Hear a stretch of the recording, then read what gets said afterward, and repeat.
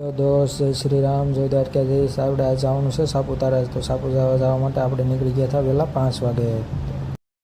ચડી ગયા હતા સુરત મુંબઈ હાઈવે. જો મસ્તીના ગીત સાંભળતા નીકળી ગયા હતા. પછી લાગી ગઈ હતી ભૂખ, તો બધા બેસી ગયા હતા નાસ્તો કરવા. આ ખમણ આપણે લાવ્યા હતા સુરતથી, તો હાલો તમે પણ નાસ્તો કરો. તો કરીને બધા પાડવા માંડ્યા હતા ફોટા, કેમ કે લોકેશન એક નંબરનું હતું. ને આપણે જો વરસાદ આવતો હતો એટલે અહીંના જ ઊભા રહી ગયા હતા. તો ફાઇનલી દોસ્તો આપણે પહોંચી ગયા છે સાપુતારા. સાપુતારાનો નજારો જો એક નંબરનો છે. વાદળા બધા નીચે છે ને આપણે જો વિડીયો ઉતારવા માંડ્યા છીએ અને મસ્તીનો નજારો છે.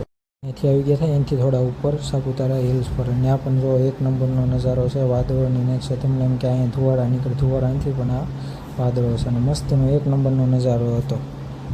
અહીંથી આપણે પાછા આવી ગયા હતા. હવે ગિરાધોધ જોવા માટે જવાનું છે નીચે. તો આપણે હવે રિટર્ન થઈ ગયા છે સુરત જવા માટે. તો હાલો બસમાં આવશે ગિરાધોધ જોતા જઈએ.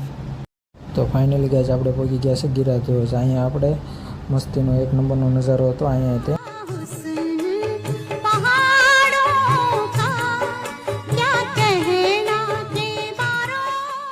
તો તમને મિની બ્લોગ સારો લાગ્યો હોય તો કોમેન્ટમાં જય દ્વારકાધીશ લખી નાખો.